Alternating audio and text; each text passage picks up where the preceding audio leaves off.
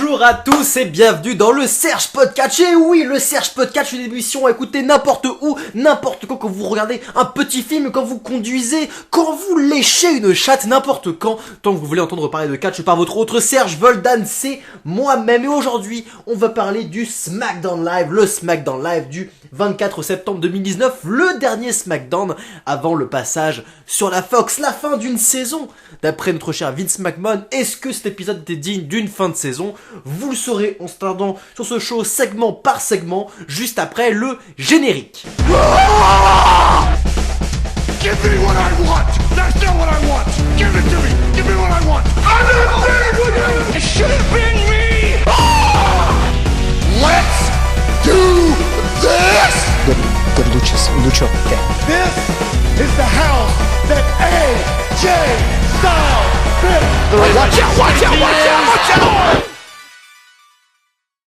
C'est donc Eric Rowan, ce bon vieux géant roux, qui ouvre le show, le dernier show de la saison, en arrivant sur le ring, en prenant un micro. Il va dire que ce qu'on a vu, c'était de l'art.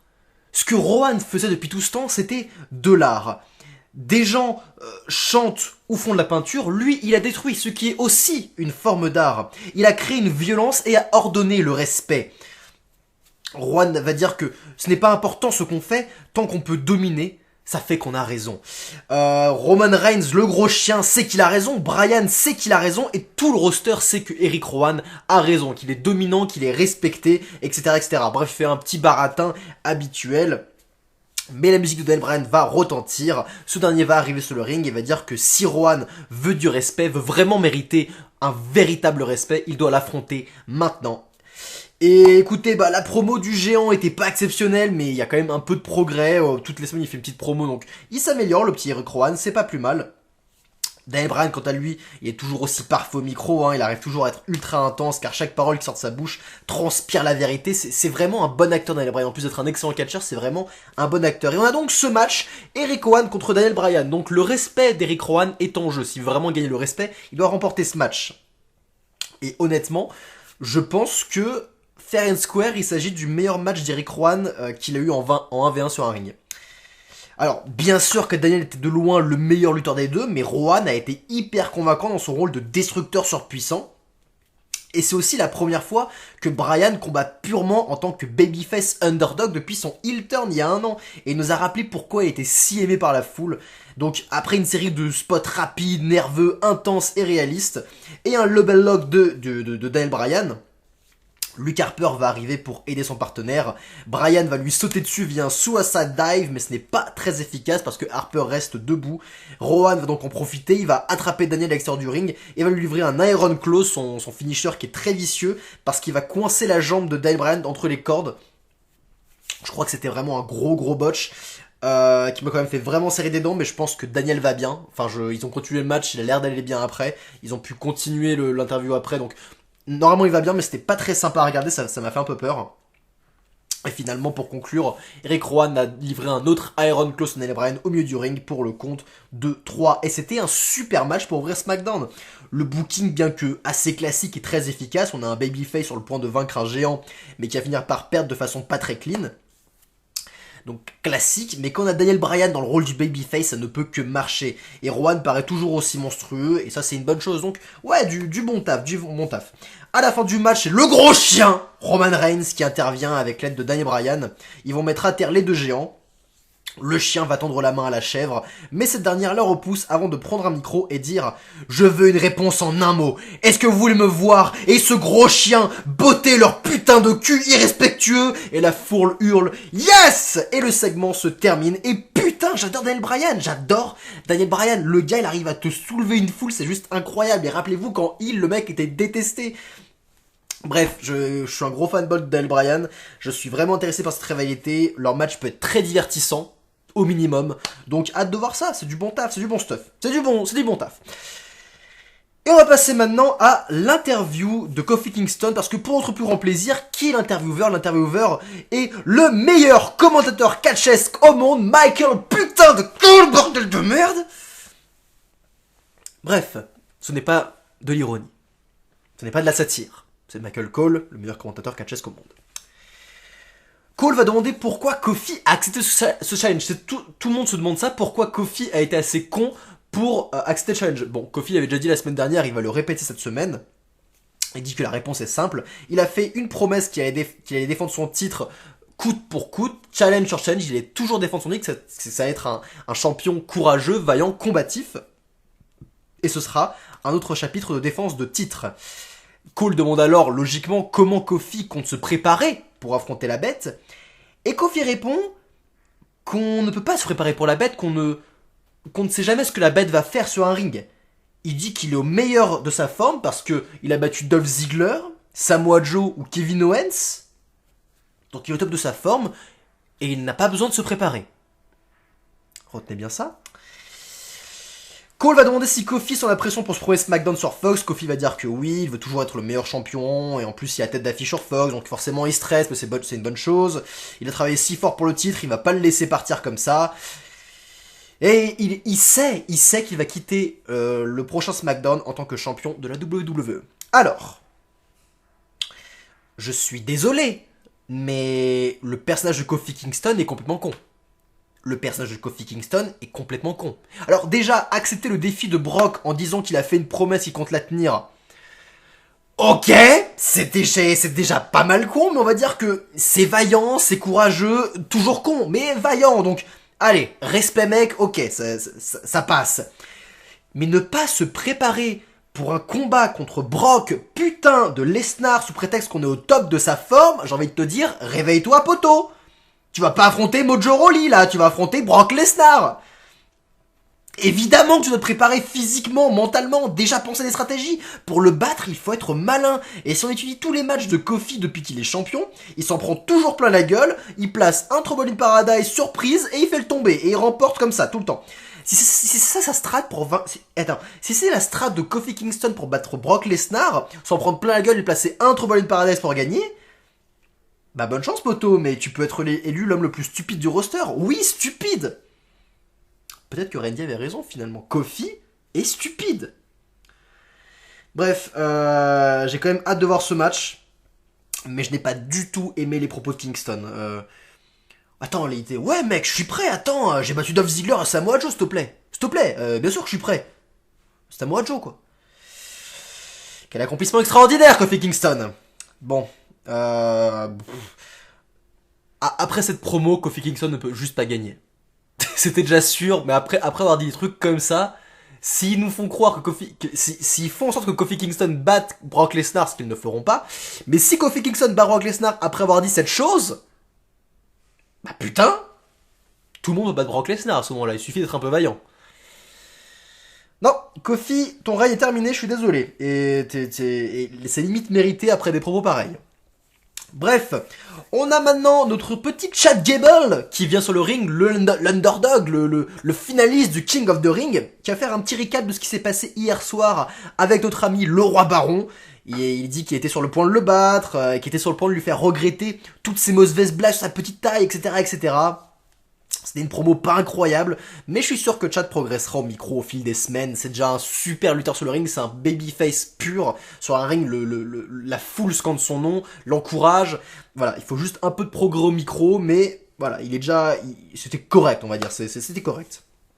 Mais en plein milieu, c'est Mike Kanellis qui le coupe, oui, Mike Kanellis, qui coupe Chad Gable en rajoutant lui aussi une couche. Il va dire, désolé Chad, mais je vais te prouver que oui, la taille compte. Clin d'œil, clin d'œil. Un arbitre va arriver pour officialiser ce match, la cloche sonne, et Chad va exploser en 30 secondes ce gros loser de Mike avec un belly to belly, un German suplex et un ankle lock qui va faire taper ce gros loser. Chad va donc célébrer tranquillou. Et je vais retirer tout ce que j'ai dit tout à l'heure, l'homme le plus stupide du roster, c'est pas Kofi, c'est Mike Kanellis. C'est Mike Kanellis. Est-ce que le mec a bien suivi le King of the Ring? Est-ce que le mec a juste regardé ce qui se passe autour de lui? Est-ce qu'il a prêté attention à autre chose que sa putain de femme qui le martyrise chaque semaine? Comment peut-il espérer une seule seconde qu'il ait une chance de battre Chad Gable, aussi petit soit-il? Est-ce que t'as entendu parler de Rey Mysterio, mec? Tu sais, le petit catcheur là qui était champion de la WWE et qui je sais pas, a un spot pour le combat universel. T'as entendu parler de ça? Alors, Tu pensais vraiment que t'avais une chance contre Chad Gable, le finesse du King of the Ring? Bref, Chad lui a fait manger ses morts, c'était bien mérité, mais j'ai pas été un grand fan de ce segment. À la fin du match, il y a Elias qui va arriver sur le Titatron et qui va jouer une musique dédiée à Chad avec plein de jeux de mots sur la petite taille. Est-ce que c'est un concours? Peut-être pour savoir lequel va faire craquer Chad le premier, hein? Bon, franchement, le pire c'est que je sais que c'est une idée de Vince McMahon, c'est une idée de Vince McMahon. Tous ces jeux de mots pourris sur la petite taille de Chad, c'est pour nous faire sympathiser avec Chad Gable, pour qu'on ait de l'empathie pour lui. C'est quand même assez rentre dedans comme méthode, hein, pour avoir de la sympathie pour un lutteur. Bref, ce qui me plairait maintenant, c'est un match handicap 1v3, où Chad pourrait se battre contre Mike Kanellis, Elias et Baron Corbin, et les exploser les uns après les autres. Pourquoi pas que le Baron gagne finalement le match 1v3, parce que c'est quand même un match handicap, donc c'est logique que Chad soit un peu épuisé, et comme ça on pourra en plus continuer la rivalité, parce que ce que font Chad Gable et Baron Corbin, j'adore, j'aime vraiment cette rivalité. Mais j'ai pas envie qu'il se disperse trop. Le fait qu'il se rendre dans la rivalité, je suis pas hyper fan. Donc si c'est pour l'exploser la semaine prochaine, je suis chaud. Si c'est pour le faire continuer sur le long terme, ça me tente moyen. Bon, comme vous l'avez vu, pour l'instant, SmackDown, c'est pas incroyable. Il y a du bon, du très mauvais et du correct. Nous on arrivait à la moitié de ce Serge Podcast et on va donc passer à notre petite interlude musicale. Qu'est-ce qu'on va écouter aujourd'hui? On va écouter du Voldano. Bah bien sûr qu'on va écouter du Voldano. Voldano c'est la meilleure musique sur la planète Terre, voire plus de la putain de galaxie. Et on écoute aujourd'hui un morceau de Pagophage volume 2 disponible en vente pour 5 € en solide ou gratuit si vous achetez l'album numériquement. On écoute Ski Solaire, c'est une musique très très sympathique de Pagophage volume 2. Si la musique vous plaît, n'hésitez pas à télécharger tous les albums de Voldano dans la description. Tout y est. Regardez-moi cette description, allez sur Bandcamp, téléchargez les albums numériquement gratuitement. On écoute Ski Solaire tout de suite.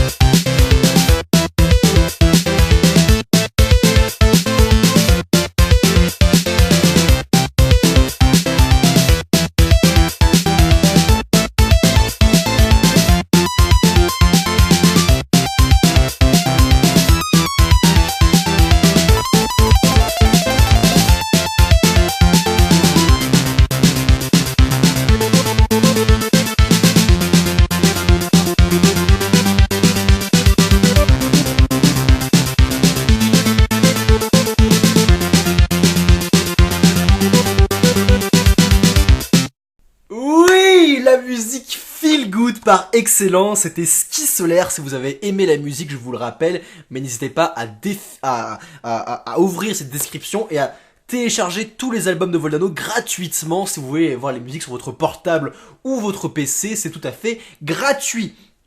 Continuons à parler de ce SmackDown Live. Nous avons un match tag team féminin. C'est Charlotte et Carmella, la championne 24/7, qui affrontent Sasha Banks et Bayley, la championne de SmackDown. Et le match est bon. Sans plus. Bon, c'est bien, voilà, efficace. Charlotte était ultra dominante, donc Sasha et Bayley sont focalisés sur la championne 24/7 pour finir par la faire taper et remporter la victoire. Les bonnes personnes ont gagné, la stratégie était la bonne, je n'ai rien à dire de plus, hormis ceci. À la fin du match, R-Truth récupère vite Carmella sur ses épaules car une horde de jobbeuses court après le titre et dans l'eau on a Sonya Deville et Mandy Rose, Asuka et Ember Moon, bordel de putain de merde, pourquoi vous courez après ce putain de titre parodique, Asuka et Ember Moon? Pourquoi elles sont là? Pourquoi c'est pas Dana Brooke? Les Iconics, j'adore les Iconics, mais elles sont assez comiques dans leur personnage, donc ça serait logique. Ou Naomi, qui en a quelque chose à foutre de Naomi.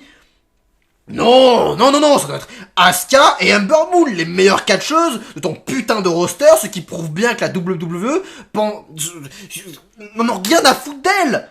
Ça me fout en rogne, putain. Comment c'est possible que Asuka, la meuf a été championne de SmackDown à une reprise, c'est déjà pas mal.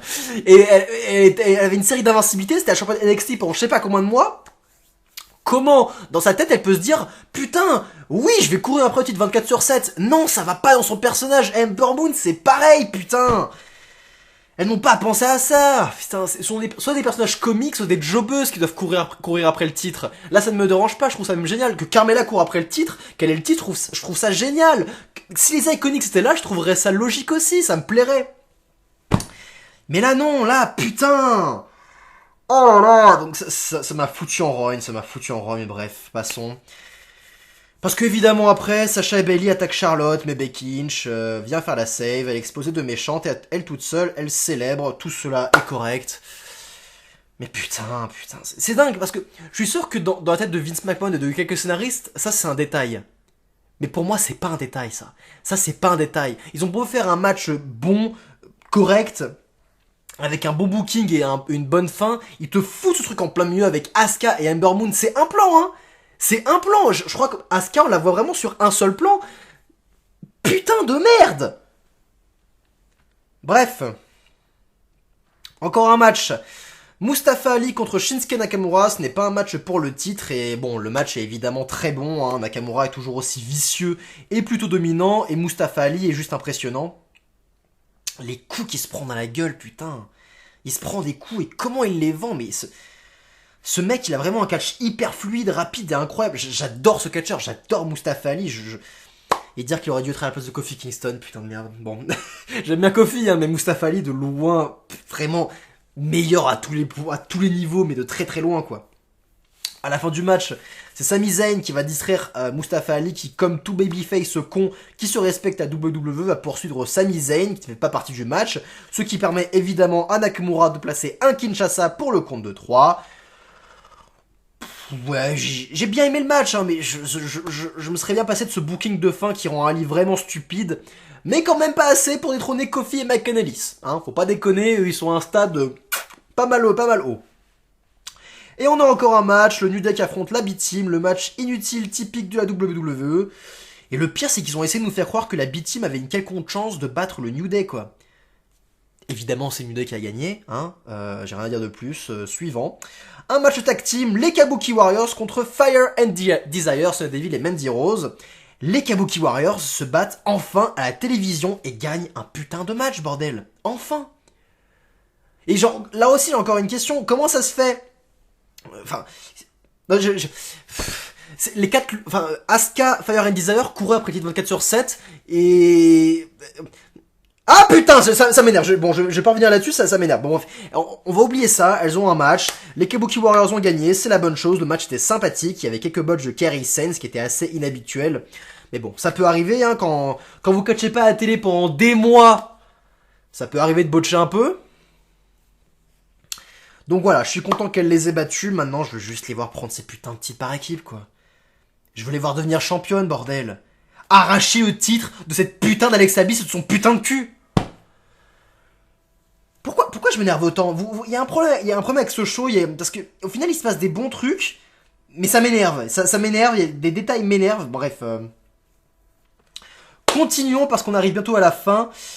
Le segment Shane McMahon et Kevin Owens. Shane McMahon arrive sur le ring avec 3 avocats. Et il va donc inviter Kevin Owens à le rejoindre pour qu'ils règlent leurs histoires. Kevin Owens va arriver sur le ring et il va prendre un micro. Shane dit qu'il fait une proposition qu'il fait une proposition pour Kevin Owens. Il y a 2 options. L'option 1 est qu'il attaque Kevin Owens en justice pendant des années, que Owens va forcément perdre des millions, son boulot.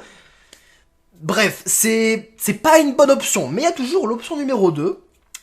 qui est que Owens abandonne l'attaque, abandonne le contrat qu'il a fait planer sur la tête de Shane McMahon. Shane, quant à lui, redonne la place de Kevin Owens à SmackDown, lui retire son amende $200,000, que tout est réglé et que c'est clairement le choix qu'il faut prendre. Shane donc demande à Kevin de lui serrer la main et de prendre ce choix-là. Mais Owens, qui était sur le point de serrer la main à Shane McMahon, va prendre le micro et dire « Shane, tu es vraiment un idiot, tu es stupide, mais pas aussi stupide que Kofi et McEnelis. » Bref. Que toute cette histoire, ça la rend malade. Et ce qui est encore plus dingue, c'est de voir que Shane est encore dans les coulisses alors qu'il ne mérite pas sa place ici. Qu'il ne peut plus être dans le même vestiaire que Shane McMahon, que ça le démange, que ça le ronge, et que toute cette poursuite, toutes ces attaques que Kevin Owens a fait sur Shane McMahon, ce n'est pas pour l'argent, mais bien pour frustrer Shane McMahon et le virer une bonne fois pour toutes de la WWE, comme tout le monde veut. Shane écoute à moitié et demande à Kevin Owens sa décision, et Owens dit qu'il a pris sa décision. Il dit que les deux doivent s'affronter. Il veut un match, il veut un dernier combat. Voilà le topo. Si Shane gagne le combat, Kevin reste renvoyé et on verra plus jamais Kevin Owens du roster. Mais si Kevin Owens gagne, Shane sera à l'extérieur de la WWE pour toujours. Il sera viré. Bref, donc c'est une dernière tentative que Owens donne à Shane McMahon et il dit que en plus de ça, vu que comment dire, c'est assez compliqué à décrire, mais il y a une expression, il dit que dans la politique, Shane dit qu'il a envie que ah putain, j'arrive pas à parler. Il aime bien le fait il dit, ah bordel, bon, ce sera un match par échelle, j'arrive pas, aujourd'hui j'y arrive pas. Il y a des jours où on n'y arrive pas, hein, c'est comme ça. Donc Kevin Owens dit que ce sera un match par l'échelle, comme dernier combat entre Shane McMahon et ce dernier. Voilà. Je bois un peu d'eau. Je suis tellement énervé et en plus maintenant j'utilise un peu Catch News pour lire les résumés, c'est un peu compliqué, des fois ça ne veut absolument rien dire. Bref, l'histoire commence à être un peu redondante, donc j'espère qu'on arrive effectivement à la fin de cette dernière. Si c'est un ladder match, ça peut être très fun à regarder, après Kevin pourra passer à autre chose, on arrive à la fin de la rivalité. Ouais, je commence à avoir plein le cul, mais je me dis que ça peut être très divertissant, que le final peut être explosif, donc pourquoi pas.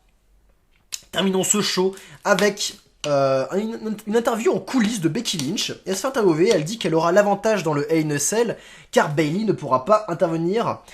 On en reparlera, je pense que Bayley va quand même trouver le moyen d'intervenir dans le match Hell in a Cell. Mais sur ces paroles, Sasha Banks arrive et agresse Becky Lynch en l'achetant contre divers objets assez durs, puis finit par l'enfoncer dans une grille faisant écho aux grilles de la cage où elles s'affronteront. Becky souffre au sol pour clôturer le show. C'est une bonne attaque pour terminer ce SmackDown, du classique mais aussi du efficace. J'ai toujours hâte de voir leur match, ça peut être vraiment bon. Et dressons un bilan, je suis pas très enthousiasmé, je me suis beaucoup énervé. Je dirais qu'au final ce SmackDown arrive vers le correct. Genre si on mettrait une note sur 20, ce serait 10, hein, 10, très moyen, très très moyen. Le début et la fin étaient assez cool. Attaque de Sasha Banks et tout le segment avec Daniel Bryan et Rick Rowan et Roman Reigns, c'était assez cool. Mais tout ce qu'il y avait au milieu, c'était pas incroyable. Et surtout, c'était saupoudré de catcheurs qui étaient complètement débiles. Et quand les lutteurs sont cons, ça m'énerve, j'arrive pas à rentrer dedans. Quand Kofi Kingston dit qu'il a pas besoin de se préparer pour un combat contre Brock Lesnar, ça m'énerve. Quand je vois Asuka courir après le titre 24/7, ça m'énerve. Quand je vois Mike Kanellis qui est juste, se dit, qui est nul comme pas possible, qui essuie des défaites après défaites et qui pense seulement avoir une chance contre Chad Gable, ça m'énerve. Ça m'énerve, ça me gave, ça. Quand je vois Mustafa Ali qui se fait encore avoir par la tactique heel la plus connue de la fédération, ça m'énerve. Bon, j'ai pas grand chose de plus à dire. L'important c'est quand même, j'ai quand même hâte d'être la semaine prochaine pour voir le combat Kofi contre Brock Lesnar. J'ai aussi hâte du pay-per-view Hell in a Cell qui sera là dimanche, il me semble. J'ai quand même hâte d'être la semaine prochaine, mais c'était pas glorieux comme dernier épisode d'une saison de SmackDown, c'était vraiment pas glorieux. Bref, le meilleur arrive la semaine prochaine, nous l'espérons. C'était Serge Voldan, vous venez d'écouter le Serge Podcast. Désolé si j'avais pas la meilleure fréquence vocale, mais j'en avais plein le cul. Donc je vous dis À demain pour la revue de NXT, c'était Serge, je vous fais des gros bisous, je vous embrasse, pensez à moi, bye bye.